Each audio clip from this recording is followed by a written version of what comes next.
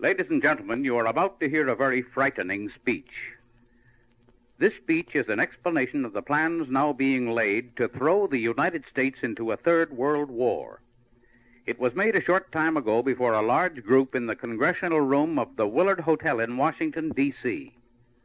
Both the speech and the question and answer period later so electrified the audience that a group of patriots has transferred it to two long-playing records which you may buy to play for friends, clubs, and your church groups in your community. The speaker is Mr. Benjamin Friedman, noted authority on Zionism and all of its schemes. Mr. Friedman is a former Jew, and I mean a former Jew. He has fought the communist world conspiracy tooth and nail and stands today as a leading American patriot. We now take you to the speaker's platform to present Benjamin Friedman.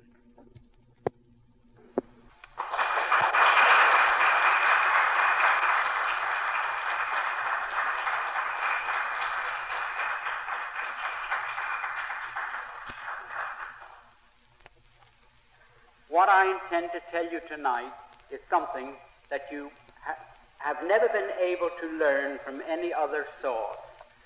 And what I tell you now concerns not only you, but your children and the survival of this country and Christianity. I'm not here just to dish up a few facts to send up your blood pressure, but I'm here to tell you things that will help you preserve what you consider the most sacred thing in the world, the liberty and the freedom and the right to live as Christians, where you have a little dignity and a little right to pursue the things that your conscience tells you are the right thing as Christians. Now, first of all, I'd like to tell you that on August 25th, 1960, that was shortly before election, Senator Kennedy, who is now the President of the United States, went to New York and delivered an address to the Zionist Organization of America. In that address, to reduce it to its briefest form, he stated that he would use the armed forces of the United States to preserve the existence of the regime set up in Palestine by the Zionists, who are now in occupation of that area.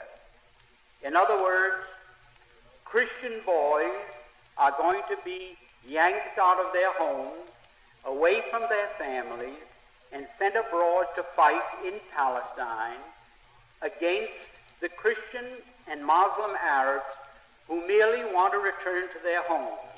And these Christian boys are going to be asked to shoot to kill these innocent people who only want to follow out 15 resolutions passed by United Nations in the last 12 years, calling upon the Zionists to allow these people to return to their homes. Now, when the United States troops appear in the Middle East to fight with the Zionists as their allies to prevent the return of these people who were evicted from their homes in the 1948 armed insurrection by the Zionists who were transplanted there from Eastern Europe, when that happens, the United States will trigger World War III. You say, when will that take place? The answer is, as soon as the difficulties between France and Algeria have been settled, that will take place. As soon as France and Algeria have settled their difficulties and the Arab world or the Muslim world have no more war on their hands with France, they are going to move these people back into their homes. And when they do that, and President Kennedy sends your sons to fight over there to help the crooks hold on to what they stole from innocent men, women, and children, we will trigger World War III. And when that starts, you can be sure we cannot emerge from that war a victor. We are going to lose that war because there is not one nation in the world that will let one of their sons fight with us for such a cause. I know and speak to these ambassadors in Washington and at United Nations, and of the 99 nations there, I've consulted with maybe 70 of them, and when we go to war in Palestine to help the thieves retain possession of what they have stolen from these innocent people, we're not going to have a man there to fight with us as our allies. And who will these people have supporting them, you ask? Well, 4 days after President Kennedy, or he was then Senator Kennedy, made that statement, on August 28, 1960, the Arab nations called a meeting in Lebanon, and there they decided to resurrect or reactivate the government of Palestine, which has been dormant more or less since the 1948 armed insurrection by the Zionists. Not alone that, they ordered the creation of a Palestine army, and there are now drilling maybe 500,000 soldiers in that area of the world to lead these people back to their homes. With them, they have as their allies all the nations of what is termed the Bandung Conference group. That includes the Soviet Union and every Soviet Union satellite. It includes Red China. It includes every independent country in Asia and Africa, or 80% of the world's total population. 80% of the world's population, 4 out of 5 human beings on the face of the earth, will be our enemies at war with us. Not alone are they 4 out of 5 human beings now on the face of this earth, but they are the non-Christian population of the world, and they are the non-Caucasian, the non-white nations of the world. And that's what we face. And what is the reason? The reason is that here in the United States, the Zionists and their co-religionists have complete control of our government. For many reasons, too many and too complex to go in here. At this time, I'll be glad to answer questions, however, to support that statement. The Zionists and their co-religionists rule this United States as though they were the absolute monarchs of this country. Now you say, well, that's a very broad statement to make, but let me show what happened while you were... I don't want to wear that out.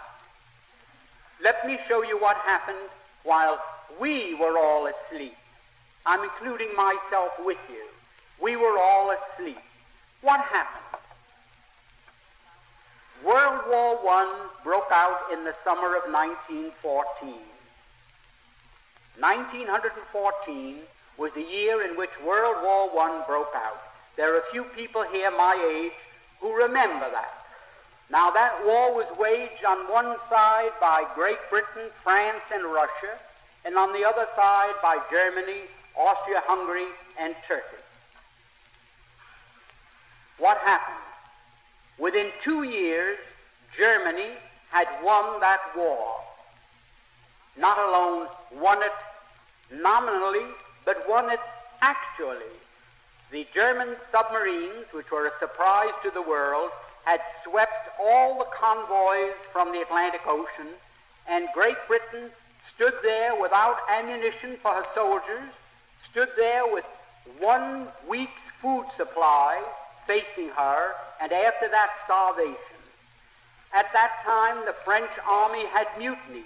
They lost 600,000 of the flower of the French youth in the defense of Verdun on the Somme.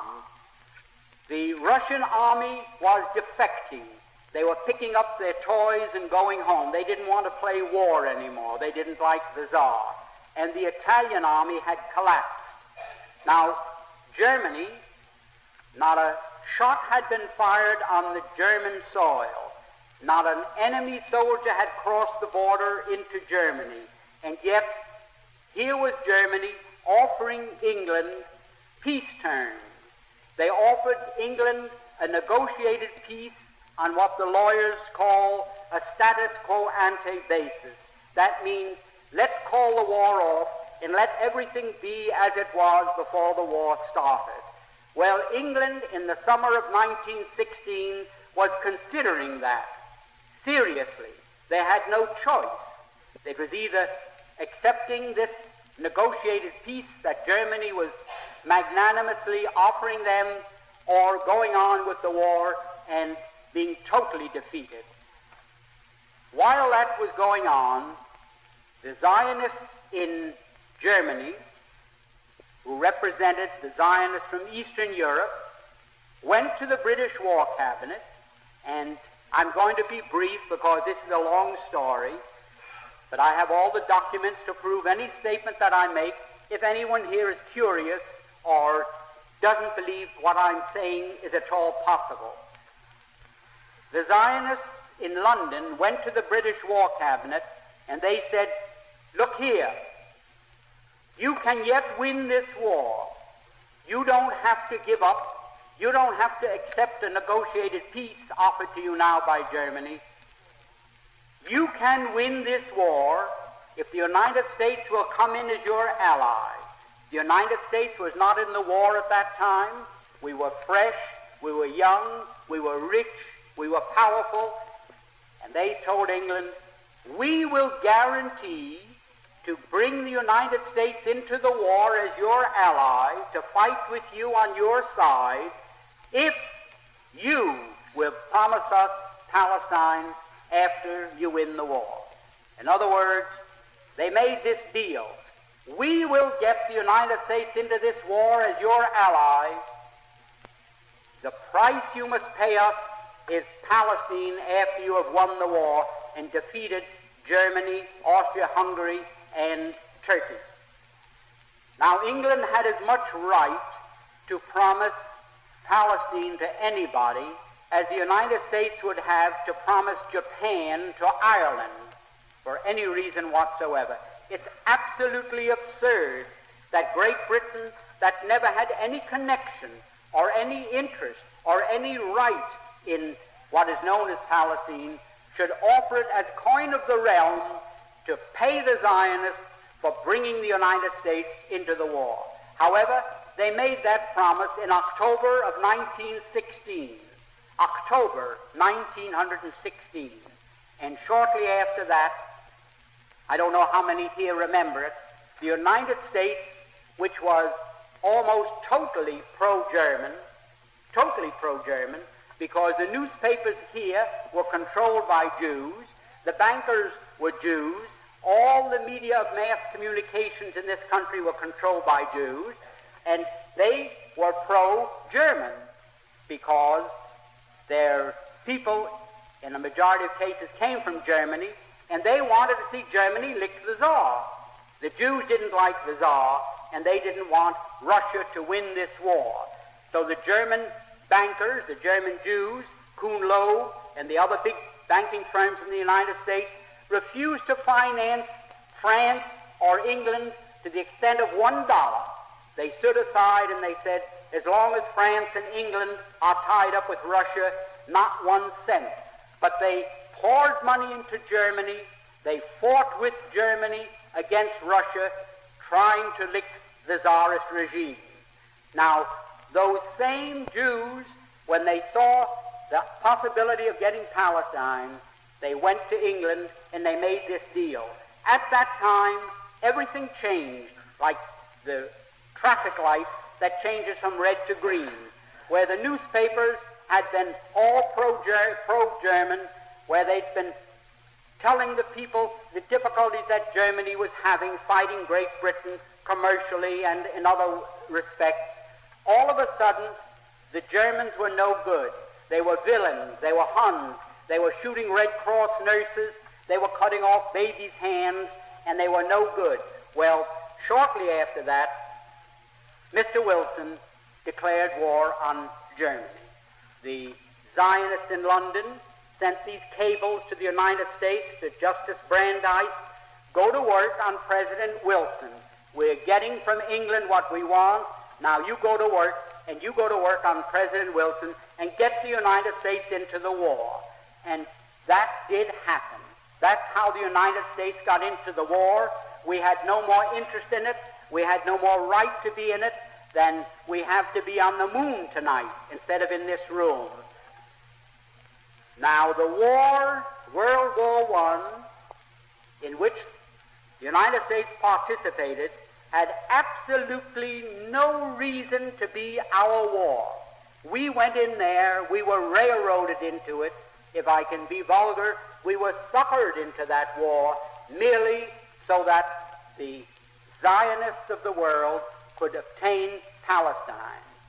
Now, that is something that the people in the United States have never been told.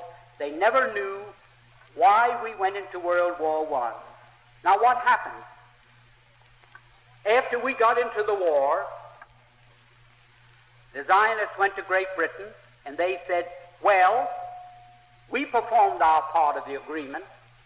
Let's have something in writing that shows that you are going to keep your bargain and give us Palestine after you win the war, because they didn't know whether the war would last another year or another 10 years. So they started to work out a receipt. The receipt took the form of a letter, and it was worded in very cryptic language so that the world at large wouldn't know what it was all about. And that was called the Balfour Declaration. The Balfour Declaration was merely Great Britain's promise to pay the Zionists what they had agreed upon as a consideration for getting the United States into the war. So this great Balfour Declaration that you hear so much about is just as phony as a $3 bill, and I don't think I can make it more emphatic than that. Now, that is where all the trouble started. The United States was in the war. The United States crushed Germany. We went in there, and it's history. You know what happened. Now, when the war was ended, and the Germans went to Paris, to the Paris Peace Conference in 1919, there were 117 Jews there as a delegation representing the Jews, headed by Bernard Baruch. I was there. I ought to know. Now, what happened? The Jews at that peace conference, when they were cutting up Germany and parceling out Europe to all these nations that claimed a right to a certain part of European territory, the Jews says, how about Palestine for us? And they produced, for the first time, to the knowledge of Germans, this Balfour Declaration. So the Germans, for the first time, realized, oh, that was the game. That's why the United States came into the war. And the Germans, for the first time, realized that they were defeated. They suffered this terrific reparations that was slapped onto them because the Zionists wanted Palestine, and they were determined to get it at any cost. Now, that brings us up to another very interesting point. When the Germans realized this, they naturally resented it. Up to that time, the Jews had never been better off in any country in the world than they had been in Germany. You had Mr. Rosenow there, who was maybe 100 times as important in industry and finance as Bernard Baruch in this country. You had Mr. Ballin, who owned the two big steamship lines, the North German Lloyd and the Hamburg American Line, thank you. You had Mr. Bleichsröder, who was the banker for the Hohenzollern family. You had the Warburgs in Hamburg, who were the big merchant bankers, the biggest in the world. The Jews were doing very well in Germany. No question about that. Now, the Germans felt, well, that was quite a sellout. It was a sellout that I can best compare. Suppose the United States was at war today with the Soviet Union, and we were winning. and we told the Soviet Union, well, let's quit. We offer you peace terms. Let's forget the whole thing. And all of a sudden, Red China came into the war as an ally of the Soviet Union, and throwing them into the war brought about our defeat, a crushing defeat, with a reparations the likes of which man's imagination cannot encompass.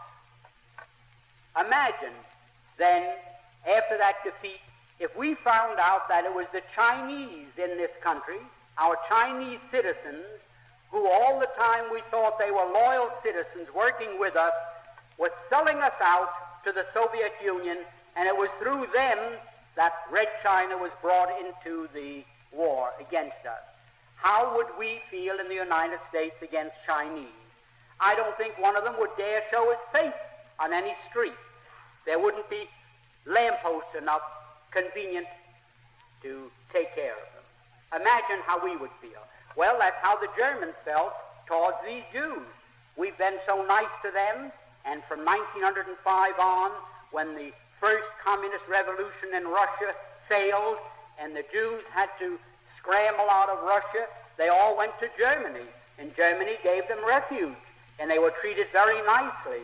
And here, they sold Germany down the river for no reason at all, other than they wanted Palestine as a so-called Jewish commonwealth. Now, Nahum, Sokolow, all the great leaders, the big names that you read about in connection with Zionism today, they, in 1919, 1920, 21, 22, and 23, they wrote in all their papers, and the press was filled with their statements, that the feeling against the Jews in Germany is due to the fact that they realized that this great defeat was brought about by our intercession and bringing the United States into the war against them. The Jews themselves admitted that. It wasn't that the Germans in 1919 discovered that a glass of Jewish blood tasted better than Coca-Cola or Münchner beer. There was no religious feeling. There was no sentiment against those people merely on account of their religious belief. It was all political. It was economic. It was anything but religious. Nobody cared in Germany whether a Jew went home and pulled down the shades and said Shema Yisrael or Our Father. No one cared in Germany any more than they do in the United States. Now, this feeling that developed later in Germany was due to one thing, that the Germans held the Jews responsible for their crushing defeat for no reason at all, because World War I was started against Germany for no reason for which they were responsible. They were guilty of nothing, only of being successful. They built up a big navy. They built up world trade. You must remember, Germany, at the time of Napoleon, at the time of the French Revolution, what was the German Reich consisted of 300 small city-states, principalities, dukedoms, and so forth. 300 little separate political entities. And between that time, between the period of between Napoleon and Bismarck, they were consolidated into one state. And within 50 years after that time, they became one of the world's great powers. Their navy was rivaling Great Britain's. They were doing business all over the world. They could undersell anybody and make better products. And what happened? What happened as a result of that? There was a conspiracy between England, France, and Russia that we must slap down Germany, because there isn't one historian in the world that can find a valid reason why those three countries decided to wipe Germany off the map politically. Now, what happened after that? When Germany realized that the Jews were responsible for her defeat, they naturally resented it. But not a hair on the head of any Jew was harmed. Not a single hair.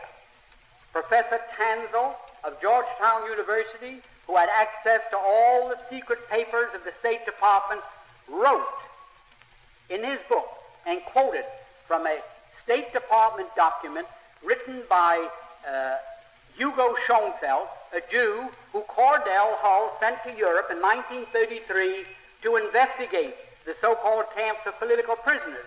And he wrote back that he found them in very fine condition. They were in excellent shape. Everybody treated well, and they were filled with communists.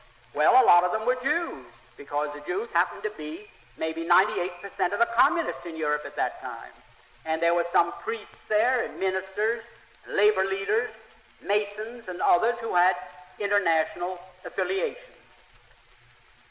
Now, the Jews sort of tried to keep the lid on this fact.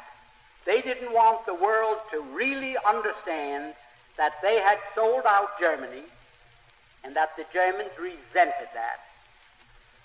So they did take appropriate action against them.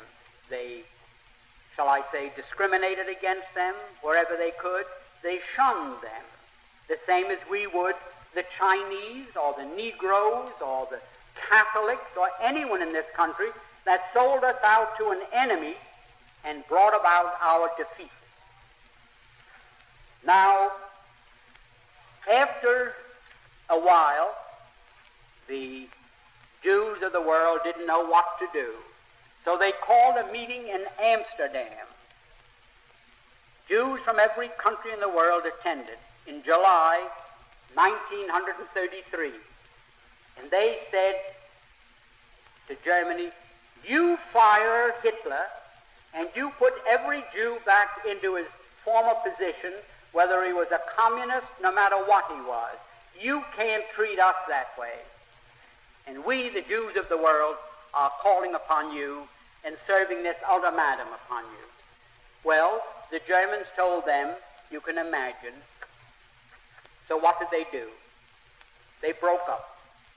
And Samuel Untermeyer, if the name means anything to people here, you want to ask the question? There were no communists in Germany at that time. There were called social democrats.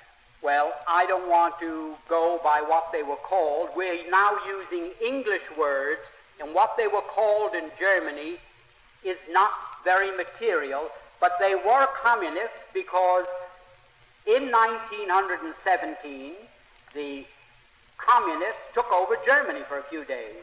Rosa Luxemburg and Karl Liebknecht and a group of Jews in Germany took over the government for 3 days. In fact, when the Kaiser ended the war, he fled to Holland because he thought the communists were going to take over Germany as they did Russia, and that he was going to meet the same fate that the Tsar did in Russia. So he left and went to Holland for safety and for security. Now,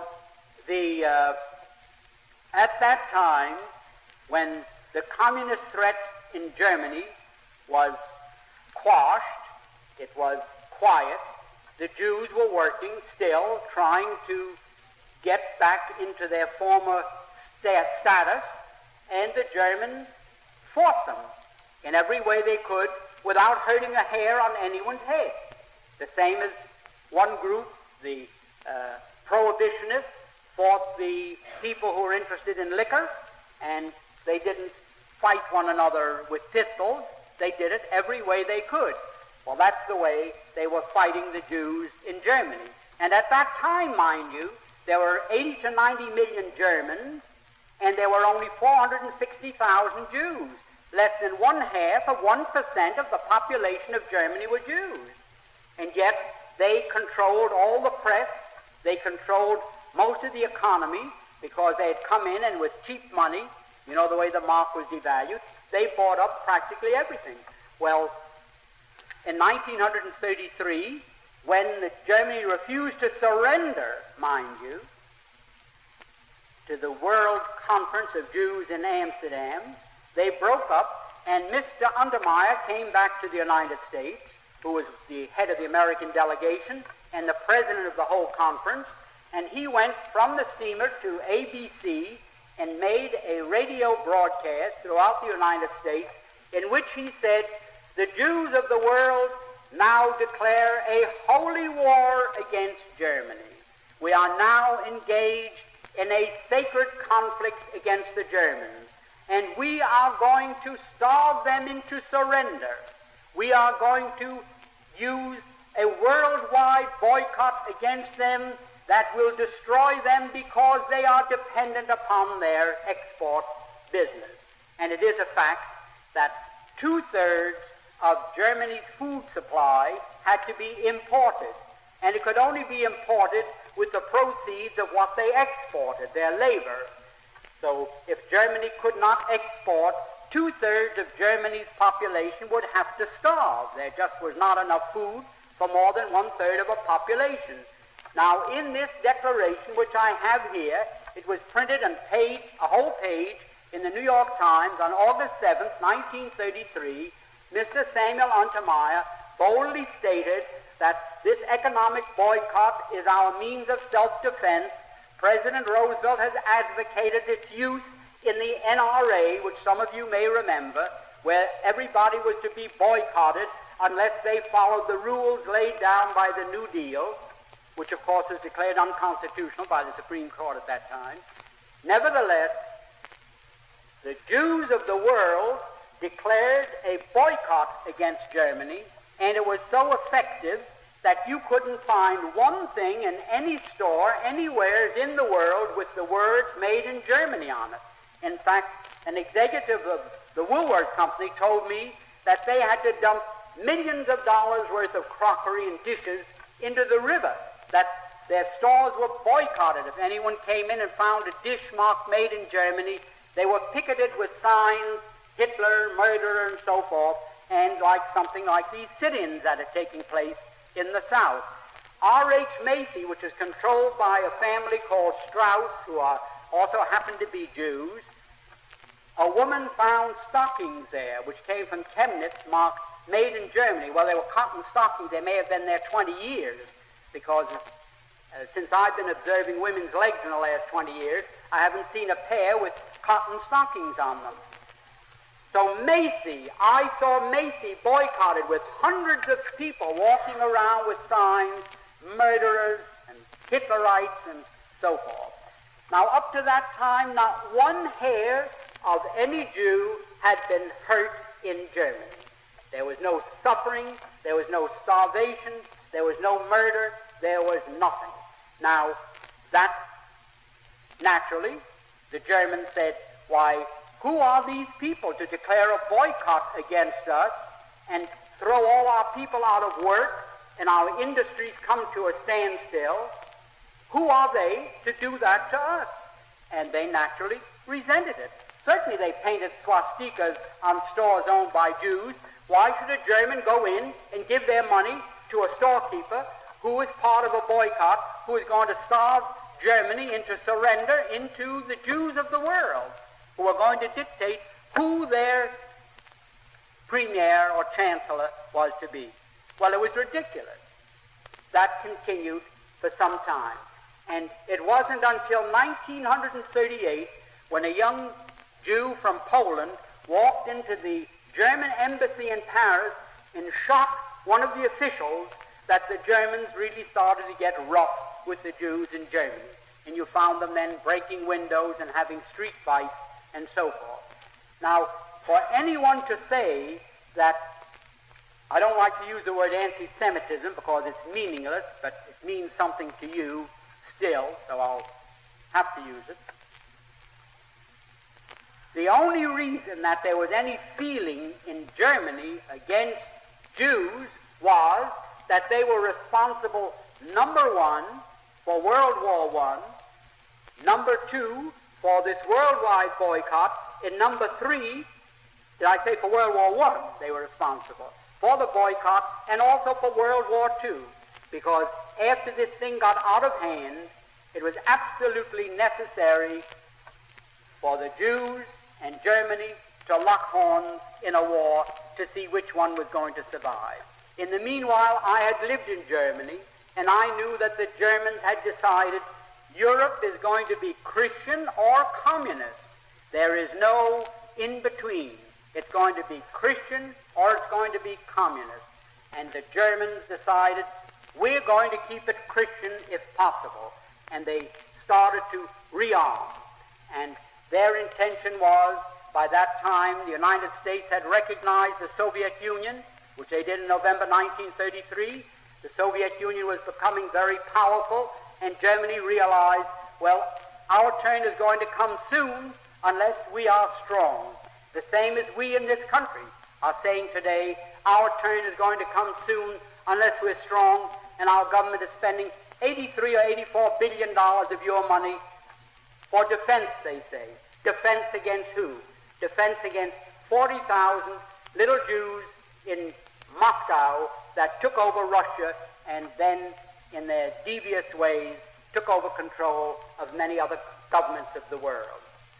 Now, for this country to now be on the verge of a third world war from which we cannot emerge a victor is something that staggers my imagination. I know that nuclear bombs are measured in terms of megathons. A megathon is a term used to describe 1 million tons of TNT. 1 million tons of TNT is a megathon. Now, our nuclear bombs had a capacity of 10 megathons, 10 million tons of TNT. That was when they were first developed 5 or 6 years ago.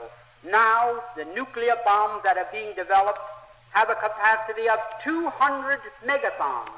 And God knows how many megathons the nuclear bombs that the Soviet Union has have a capacity. So, what do we face now? If we trigger a world war that may develop into a nuclear war, humanity is finished. And why will it take place? It will take place because Act 3, the curtain goes up on Act 3. Act 1 was World War I. Act 2 was World War II. Act 3 is going to be World War III. The Jews of the world, the Zionists, and their co-religionists everywhere are determined that they are going to again use the United States to help them permanently retain Palestine as their foothold for their world government. Now that is just as true as I'm standing here, because not alone have I read it, but many here have read it, and it's known all over the world. Now, what are we going to do? The life you save may be your son. Your boys may be on their way to that war tonight, and you don't know it any more than you knew that in 1916 in London, the Zionists made a deal with the British War Cabinet to send your sons to war in Europe. Did you know it at that time? Not a person in the United States knew it. You weren't permitted to know it. Who knew it? President Wilson knew it. Colonel House knew it. Others knew it. Did I know it? I had a pretty good idea of what was going on. I was liaison to Henry Morgenthau Sr. in the 1912 campaign when President Wilson was elected. And there was talk around the office there. I was confidential man to Henry Morgenthau Sr., who was chairman of the Finance Committee, and I was liaison between him and Rollo Wells, the treasurer. So I sat in these meetings with President Wilson at the head of the table and all the others, and I heard them drum into President Wilson's brain the graduated income tax and what has become the Federal Reserve, and also indoctrinate him with the Zionist movement. And Justice Brandeis and President Wilson were just as close as the two fingers on this hand, and President Woodrow Wilson was just as incompetent when it came to determining what was going on as a newborn baby. And that's how they got us into World War I, why we all slept. Now at this moment, they may be planning this World War III, in which we don't stand a chance. even if they don't use nuclear bombs. How can the United States, about 5% of the world, go out and fight 80 to 90% of the world on their home ground? How can we do it?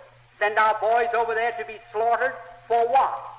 So the Jews can have Palestine as their commonwealth? They've fooled you so much that you don't know whether you're coming or going. Now, any judge, when he charges a jury, says, gentlemen, any witness that you find has told a single lie, you can disregard all his testimony. That is correct. I don't know from what states you come, but in New York State, that is the way the judge addresses a jury.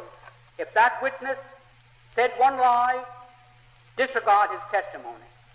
Now, what are the facts? The Jews, I call them Jews to you because they're known as Jews. I don't call them Jews. I refer to them as so-called Jews because I know what they are. If Jesus was a Jew, there isn't a Jew in the world today. And if those people are Jews, certainly our Lord and Savior was not one of them. And I can prove that.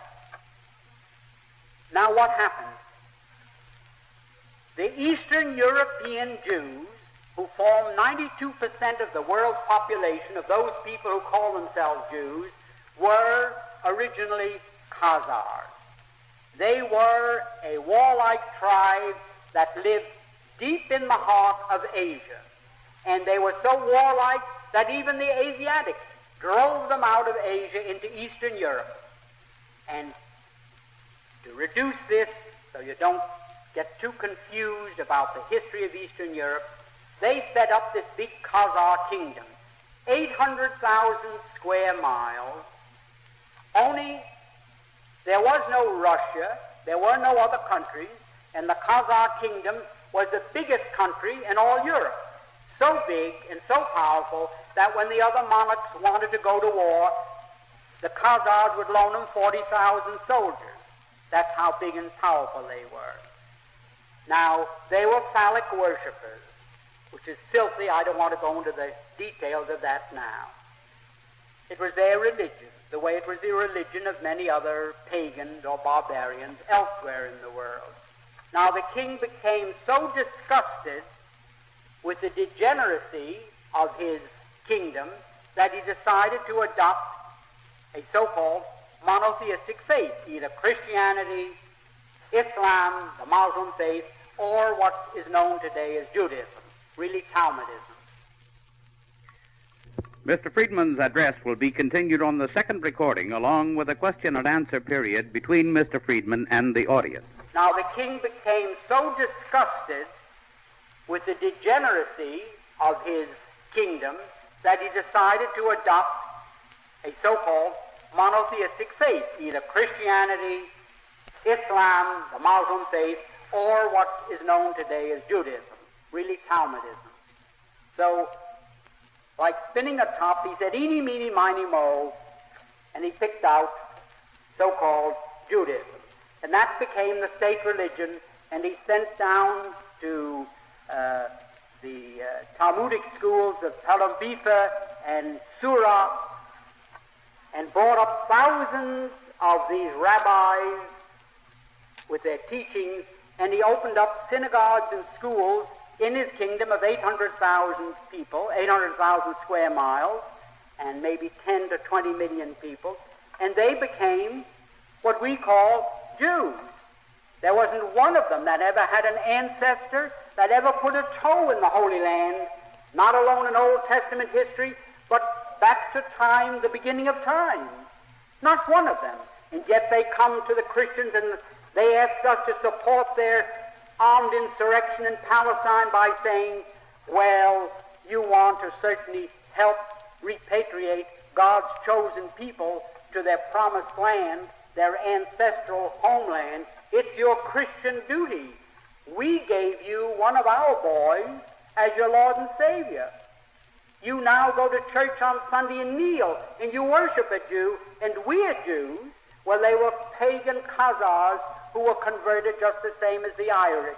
And it's just as ridiculous to call them people of the Holy Land as it would be there are 54 million Chinese Muslims, 54 million. And Muhammad only died in 620 AD, so in that time, 54 million Chinese have accepted Islam as their religious belief. Now imagine in China, 2,000 miles away from Arabia, where the city of Mecca is located, where Muhammad was born, imagine if the 54 million Chinese called themselves Arabs. Imagine. Why, you'd say they're lunatics. Any man that believes that those 54 million Chinese are Arabs must be crazy. All they did was adopt as a religious faith a belief that had its origin in Mecca, in Arabia. The same as the Irish. When the Irish became Christians, nobody dumped them in the ocean and imported from the Holy Land a new crop of inhabitants that were Christians. They had Christian flesh and blood. They weren't different people. They were the same people, but they had accepted Christianity as their religious faith.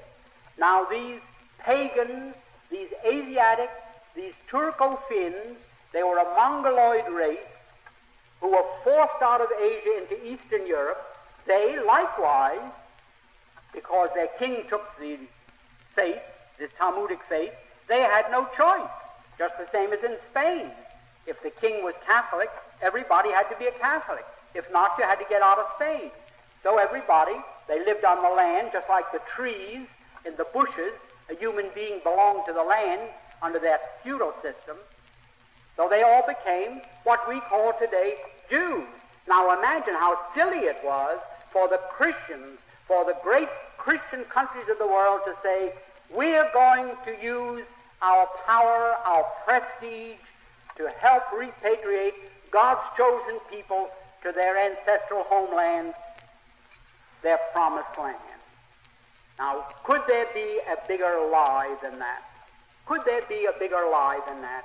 And because they control the newspapers, the magazines, the radio, the television, the book publishing business, they have the ministers in the pulpits, they have the politicians on the soapboxes talking the same language, so naturally you'd believe black is white if you heard it often enough.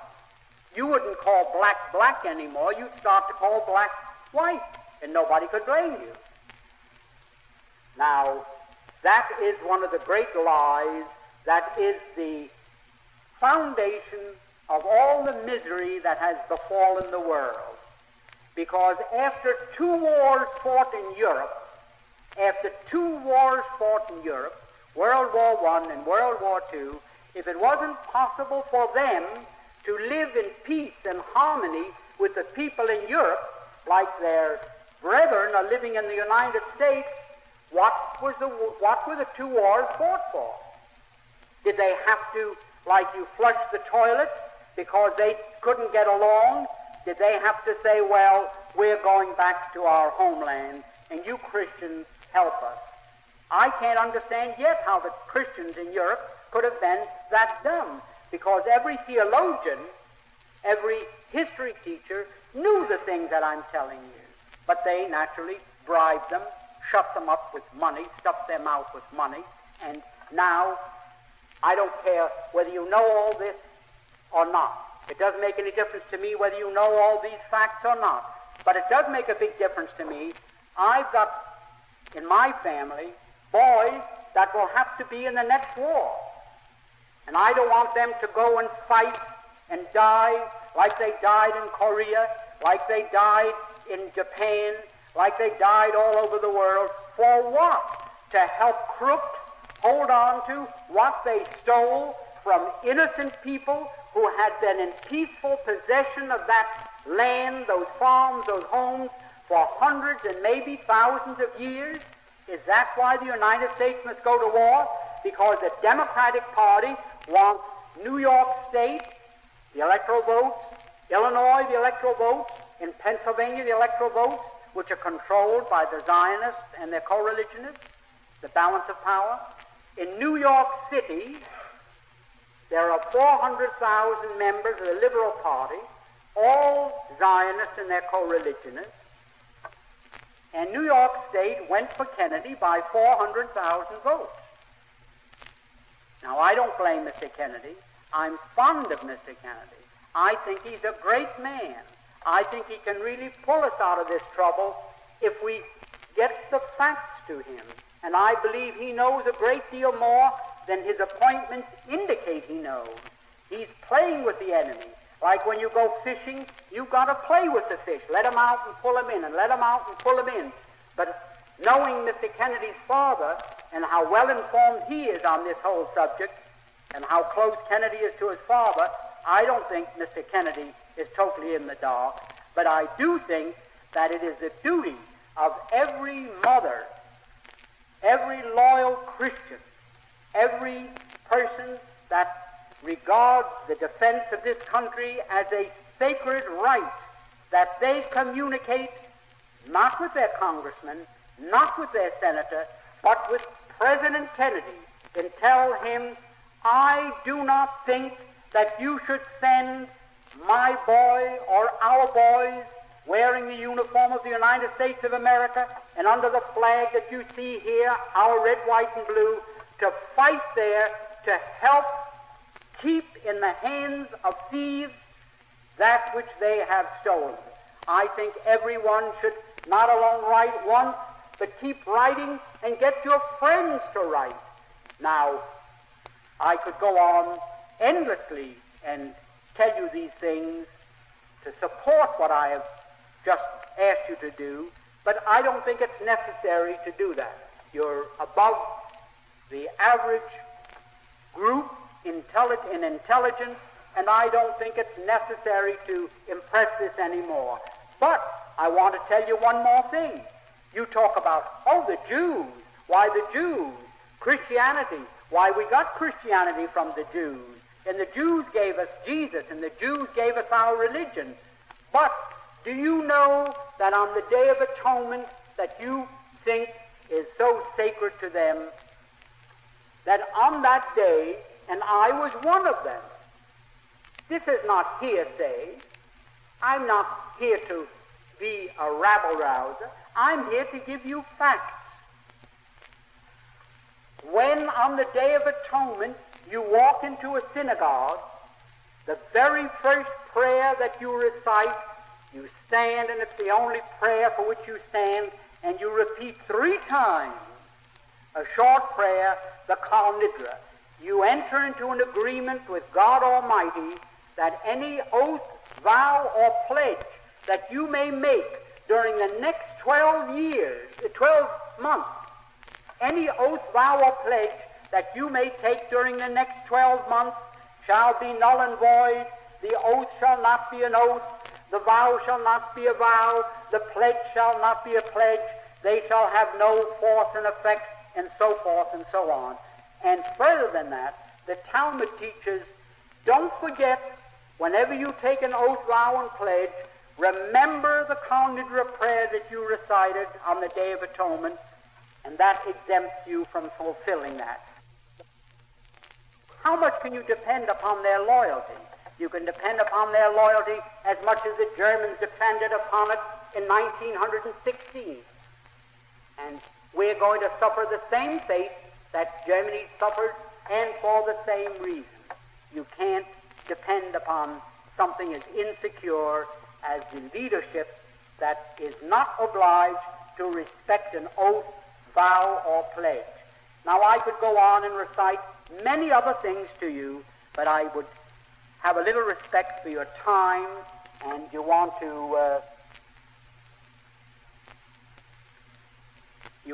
really get through with all this. Tomorrow is going to be a long day. Now, I want to say one thing. You asked me, well, you think to yourself, well, how did this fellow get mixed up in this the way he got mixed up in it? Well, I opened my mouth in 1945, and I took big pages in newspapers and tried to tell the American people what I'm telling you. And one newspaper after another refused the advertisement. And when I couldn't find a newspaper to take them, I paid cash, not credit, What happened?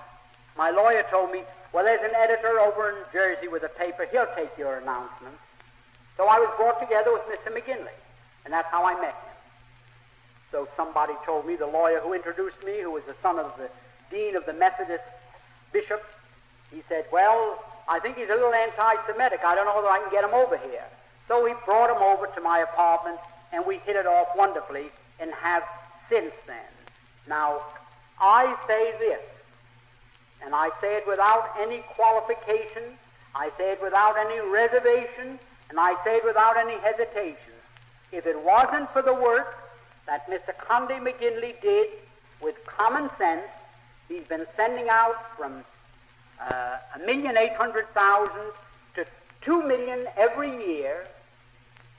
If it wasn't the work that he'd been doing, sending those out for 15 years now, we would already be a communist country. Nobody has done what he did to light fires. Many of the other active persons in this fight learned all about it for the first time through common sense. Now, I have been very active in helping him all I could. I'm not as flush as I was. I cannot go on spending the money. I'm not going to take up a collection, don't worry. I see 5 people getting up to leave. I haven't got the money that I used to spend. I used to print 250,000 of them out of my own pocket and send them out. Mr. McGinley, when I first met him, had maybe 5,000 printed and circulated them locally. So I said, with what you know and what I know, we can really do a good job. So I started printing in outside shops and big newspaper companies 250,000 and paid for them. Well, there's always a bottom to the barrel. I suppose we've all reached that time.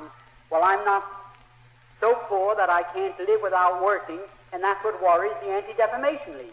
I can just get by without going and asking for a job or getting on the bread line.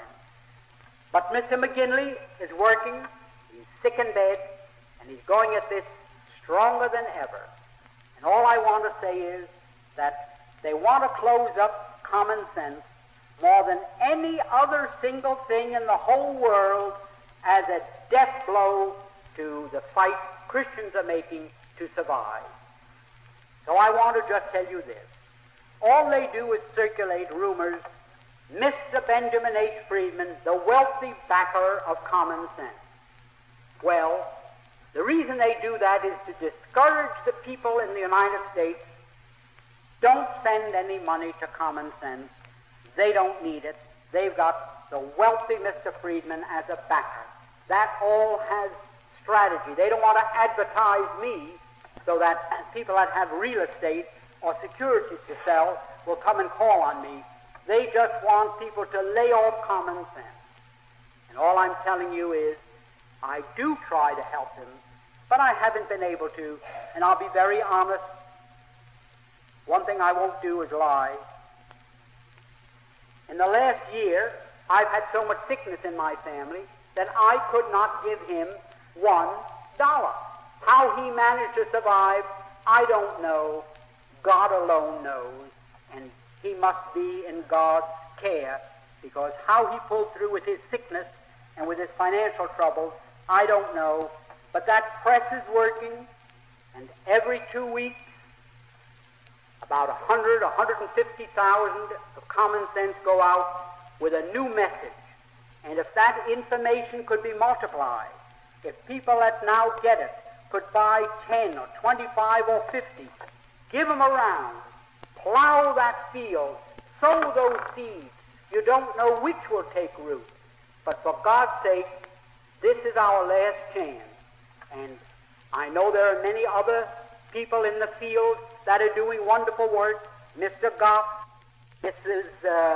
Elizabeth Dilling, there are many, but none of them can say that they send out close to 2 million for 15 years, and at $1 a year. I've had almost fist fights with Mr. McGinley. Why don't you raise that to $3? How can he send out 24 at $1, and then when he gets a new subscriber, he'll give them $2 or $3 worth of circulars? And I would say that if there's one man that we want to keep into this fight, it's Conley McGinley. And rather than buy lipstick or cigarettes or whiskey, rather than bet on racehorses, go out and pay, I don't know what you call it to play golf. You pay something to hit the ball, a tee fee or something. A green fee, thanks. I never played golf yet. I got a ball, so why chase after one? So anyhow, I'm telling you, if you want to make a sacrifice, if you want to make last year's slip do again, if you want to alter a dress to make it do again this year, if men, instead of going out and seeing a new necktie, you forego that necktie, keep poor Mr. McGinley, number one, alive. He's on maybe his deathbed. Nobody knows. He's very, very sick. Very sick. And number two, keep him in this fight. There's somebody here identified with that operation, so I wouldn't dare tell an untruth. I respect that person's confidence in me, but every day they owe more and more money to their creditors, and the time is going to come when they will be shut down, because there is no such animal as a wealthy Mr. Friedman to pick up the checks for them. That day is gone. I have my own responsibilities, and I'm glad to make both ends meet, and thank God for that. I will say that since 1933, I have spent of my lifetime's accumulations of hard work, according to the Department of Justice, who investigated me to convince themselves I wasn't an Arab propagandist receiving money from the Grand Mufti, I have spent $2,400,000 and some odd thousand that I accumulated through hard work. And I think it's time that a few of the other people picked up the check. And I will say I found it very hard and very sad to do, because people said, why that Jew, why those Jew bastards, they're always the same, or goddamn Jew, you can't trust him, or what is he coming around here for, to go and report me to the Anti-Defamation League? And I had a tough time, so I said, sign off. I'm just working with Mr. McGinley. And I will admit that people who are in a position to assess my integrity, like Mr. Alan Zoll here and others, have all come around and said, some of them, in so many words, well, you have sure been a damn fool. I really threw myself into this fight, and I'm going to do it as long as the breath of life is left in me, and all I'm asking you all to do is buy one less pack of cigarettes a week. You ladies buy one less lipstick a month, and keep common sense afloat. Because if it sinks, Christianity will sink with it. And mark my words, I hope it will never come to pass. But if you don't, you will see it come to pass. Now, is there anyone who would like to ask me a question? I'd like you to ask anything that's on your conscience, no matter what it is. All right, I'll comment on that. Now, I don't want to get into this question. It's rather deep, but you all have a very high degree of intelligence, so I'm going to make an attempt. In the time of Bible history, there was a geographic area known as Judea. Judea was a province of the Roman Empire. Now, a person who lived in Judea was known as a Judean, and in Latin it was Judaeus, and in Greek it was Judaios. Those are the two words, Greek and Latin, for a Judean. Now, the word in Latin and Greek, there is no such letter as J, and the first syllable of Judaeus and Judaios starts Jew. Now,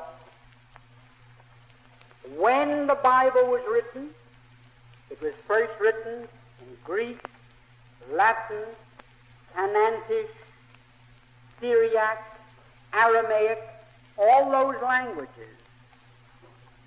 Never was the word Jew in any of them, because the word didn't exist. Judea was the country, and the people were Judeans, and Jesus was referred to only as a Judean. I have seen the earliest scripts available. I'm always at the American Bible Society, and there was no such thing. In 1345, a man by the name of Wycliffe in England thought it was time to translate the Bible into English. There was no English edition of the Bible because who the devil could read? It was only the educated church people who could read Latin and Greek, Syriac, Aramaic, and the other languages. Anyhow, Wycliffe thought, I'm going to make this translation into English. And he did. But in it, he had to look around for some word for Judaeus and Judaius. There was no English word because Judea had passed out of existence. There was no Judea. People had long ago forgotten that.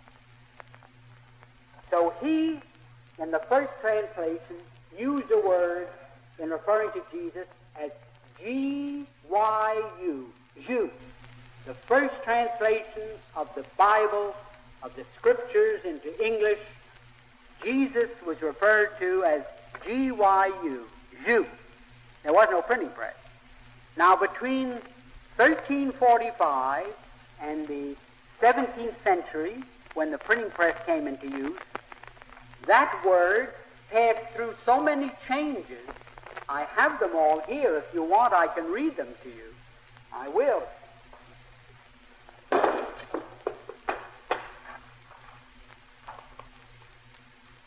That word, Jew, which was in the Wycliffe Bible, became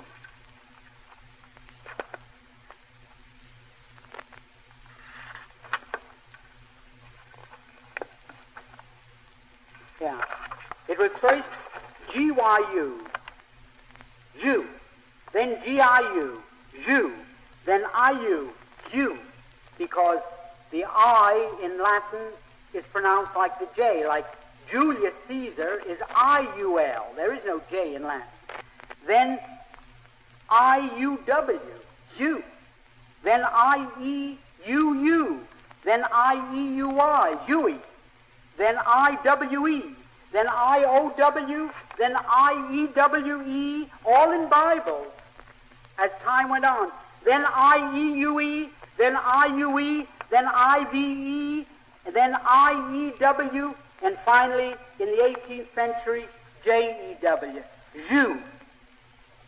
All the corrupt and contracted form for Judaius and Judaeus in Latin. Now, there was no such thing as Jew, and any theologian, I've lectured in maybe 20 of the most prominent theological seminaries in this country, and 2 in Europe, there was no such word as Jew. There only was Judea, and Jesus was a Judean. And the first English use of a word in an English Bible to describe him was G-Y-U, Jew, a contracted and shortened form of Judaeus. Just the same as we call a lab for laboratory, and we call a pram for a perambulator, and gas for gasoline. There's a tendency to shorten up. So who in England knew if you put out in spelling Judaius or Judaeus, the English, there were no public schools, people didn't know how to read it, they wouldn't know what it was. It looked like a scrambled alphabet. So they made a short word out of it. Like in England, they call a public house, which is a bar in our country, a pub. Easy to remember and simple. Now, for a theologian to say that you can't harm the Jews is just ridiculous, because I'd like to know where in the Scriptures it says that. I'd like to know the text. But now they say in Germany, look at what happened to Germany for touching the Jews. What would you, as a citizen of the United States, do to people that did to you what the so-called Jews, the Polacks and Litvaks and Galicianers, they weren't Jews, as I just explained to you. They were Eastern Europeans who'd been converted to Talmudism. There was no such thing as Judaism. Judaism was a name given in recent years to this religion known in Bible history as Torah Piava. No Jew or no educated person ever heard of Judaism. It didn't exist. They pulled it out of the air, a meaningless word, just like anti-Semitic. The Arabs are the Semites, and the Christians go around talking about people who don't like Jews as anti-Semites, and they call all the Arabs anti-Semites. The only Semites in the world are the Arabs. There isn't one Jew who's a Semite. They're all Turco-Fin Mongoloids, the Eastern European Jews. So they brainwash the public, and if you will invite me to meet this reverend who told you these things, I'll convince him, and it'll be one step in the right direction, and I'll go wherever I have to go to meet him. Yes, ma'am. Well, I can answer that. First of all, your first premise is wrong. Your first premise is wrong. That all the Jews are loyal to each other. Because the Eastern European Jews outnumber all the rest by so many that they create the impression that they are the Jewish race, that they are the Jewish nation, that they are the Jewish people, and the Christians swallow it like a cream puff. But in 1844, the German rabbis called a conference of rabbis from all over the world for the purpose of abolishing the Kal Nidra from the Day of Atonement religious ceremony. And they called in all these rabbis. And in Brunswick, Germany, where that was held in 1844, there was almost a terrific riot, a civil war. Why, the Eastern Europeans said, what the hell, we should give up Kal Nidra? That gives us our grip on our people. We give them a franchise so that they can tell the Christians, go to hell, we'll make any deal you want, but they don't have to carry it out. That gives us our grip on our people. So they're not so united, and if you knew the feeling that exists, now I'll also show you from an official document by the man responsible for we baptized this way, that here is a paper that we obtained from the archives of the Zionist organization in New York City, and in it is the manuscript by Sir James A. Malcolm, who, on behalf of the British cabinet, negotiated the deal with the Zionists. And in here he says that all the Jews in England were against it.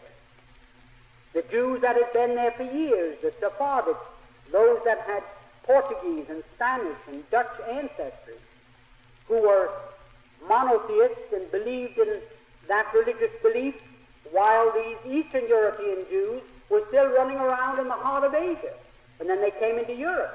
But they had no more to do with them than, can you talk about a Christian race or a Christian religion? Or are the Christians united? Well, the same disunity exists amongst the Jews. And I'll show you in this same document that when they went to France to try and get the French government to back that Zionist adventure, there was only one Jew in France who was for it. That was Rothschild. And they did it because they were interested in the oil and the Suez Canal. Do you know why? Do you know why? Because if they don't, they're dead ducks. They come around and they tell you how much you must give. And if you don't, oh, you're anti-Semitic. Then none of their friends will have anything to do with them, and they start a smear campaign, and you've got to give. In New York City, in the Garment Center, there are 12 manufacturers in the building, And when the drive is on to sell Israel bonds, the United Jewish Drive, they put a big scoreboard with the names of the firms, and opposite them, as you make the amount they put you down for, they put a gold star.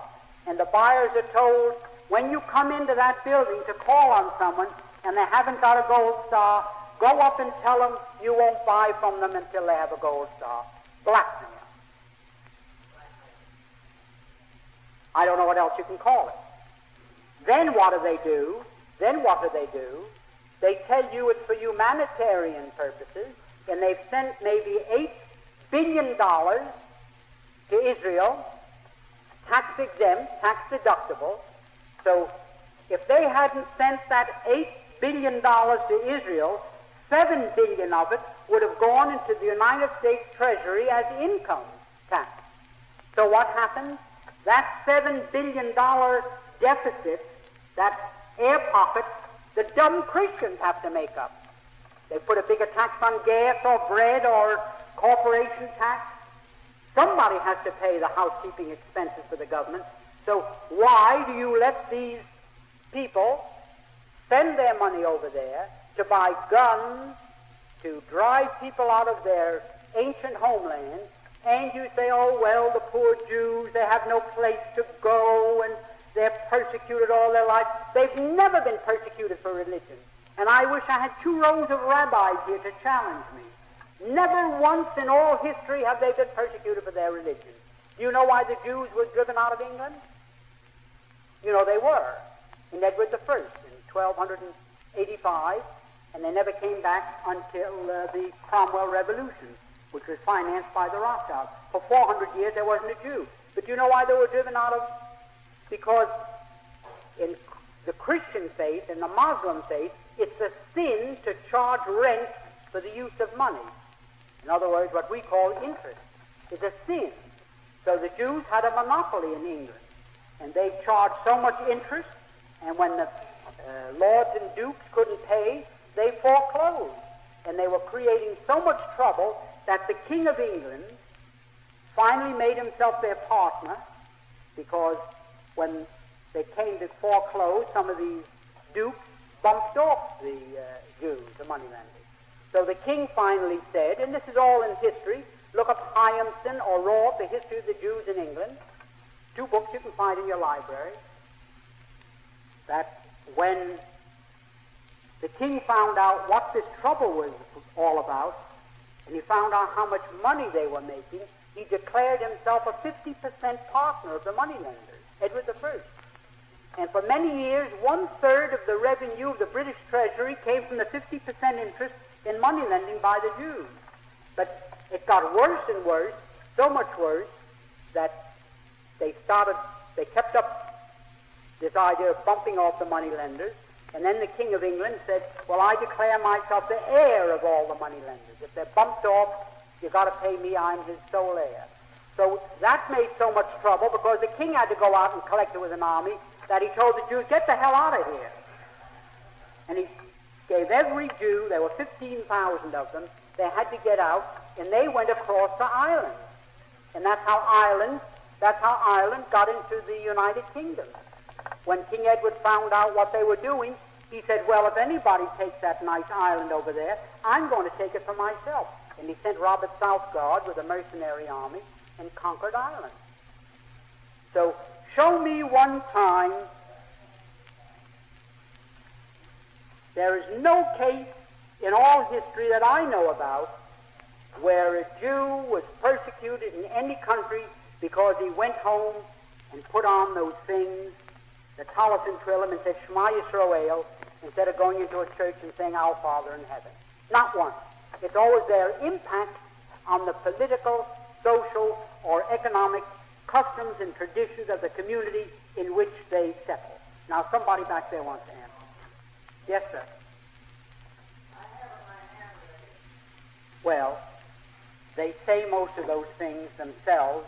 It was unnecessary for Benjamin Franklin to say it. Most of those things they say themselves. But now let me tell you, Benjamin Franklin observed and by hearsay understood what was happening in Europe when Russia in 920 was formed and gradually surrounded the Khazar kingdom and then absorbed them, most of the well-to-do Khazars fled to Western Europe and brought with them the very things to which you object and I object and a lot of other people object. The customs, the habits, the instincts with which they were endowed. Now, Benjamin Franklin referred to them as Jews because that's the name that they went by. That's the name that they took. And the Christians, when they first heard that these people that were fleeing from Russia, who they were, that they had practiced this Talmudic faith, the Christians in Western Europe said, they must be the remnants of the lost 10 tribes. And Mr. Gretz, the greatest historian amongst the Jews, says that. And he's probably as good an authority on that subject as there is. So that when Benjamin Franklin came to Europe, in, let's say, the 18th century, he already saw the result of what these people had done after they left their homeland. And every word of it is gospel. Every word of it. And they themselves say it. I can give you a half a dozen books that they've written in which they say that. That when they have money, they become tyrants, and when they become defeated, they become ruthless. They state it. They're only barbarians. They're the descendants of Asiatic Mongols, and they will do anything to accomplish their purpose. What right did they have to do? What right did they have to take over Russia the way they did? The Tsar had abdicated 10 months before that, or 9 months before that. There was no need for them. They were going to have a constitutional monarchy, but they didn't want that. And so when the constitutional monarchy was to assemble in November, they mowed them all down and established the Soviet Union. There was no need for that, but they saw now is the time. And if you will look in the Encyclopedia Britannica under the word Bolshevism, you will find the 5 laws there that Lenin puts down for a successful revolution. And one of them is wait for the right time and then give them everything you've got. It would pay you to read that. You'd also find that Mr. Harold Lasky, who wrote the article for the Encyclopedia Britannica, states that the Jews conceived and created and cultivated the communist movement, and that their energy made them the spearhead of the movement. Harold Lasky wrote it, and no one knew more about communism than he. And the Encyclopedia Britannica for 25 years has been printing it. What more do you want? Anybody else? Well, I can't advocate that you do anything that's criminal or that might get your boys into trouble, but I can tell you this, that you can start what I call an endless chain. If you can get your friends to write, objecting to it. Here is the statement. Mr. Kennedy's office gave me this himself. Mr. Smith, who succeeded Mr. Kennedy, took over his office, was in his office and gave me this for release to AM, that means morning papers, August 26th. He delivered this on the 25th. And it says here, Israel is here to stay. That Israel is here to stay. It is a national commitment, special obligation on the Democratic Party. The White House must take the lead. American intervention. We will act promptly and decisively against any nation in the Middle East which attacks its neighbor. I propose that we make clear to both Israel and the Arab states our guarantee that we will act with whatever force and speed are necessary to halt any aggression by any nation.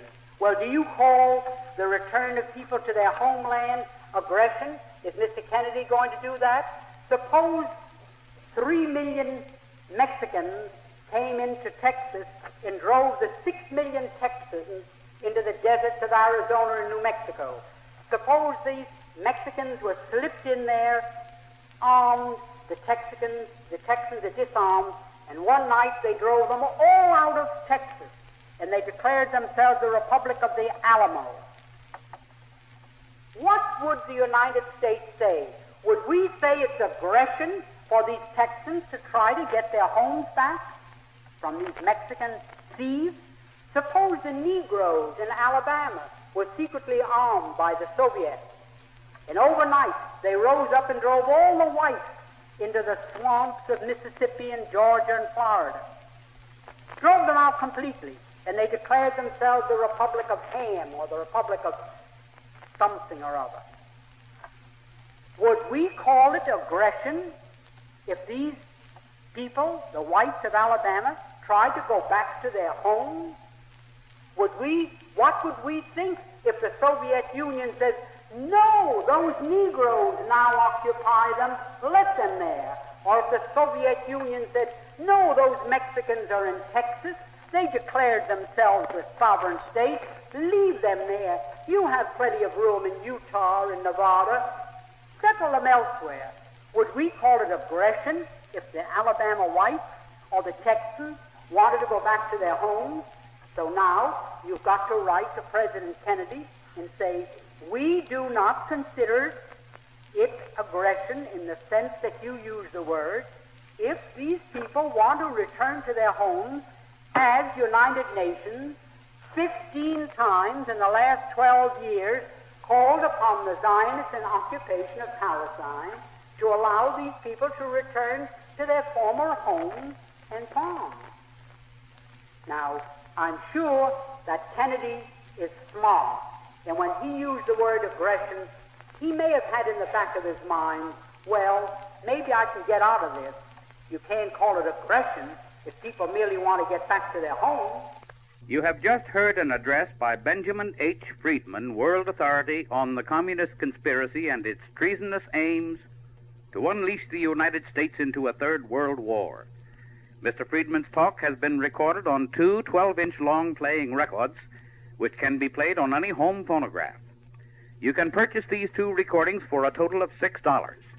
Order them from Christian Education Association, Union, New Jersey, the publishers of Common Sense, America's newspaper against communism, reaching more people than any anti-communist newspaper in the world. The subscription price to Common Sense is only $1 a year. Every real American home should have both of these long-playing records to play for friends who visit, before church groups, patriotic and veterans organizations, and civic and women's clubs. The address for your two recordings is on the label of the record you just heard, but we repeat it now for your convenience to get your copies of this, the Third World War. Mail your check or money order to Christian Education Association, Union, New Jersey. $6 for both records, $1 for a year's subscription to Common Sense. Get them both. Thank you.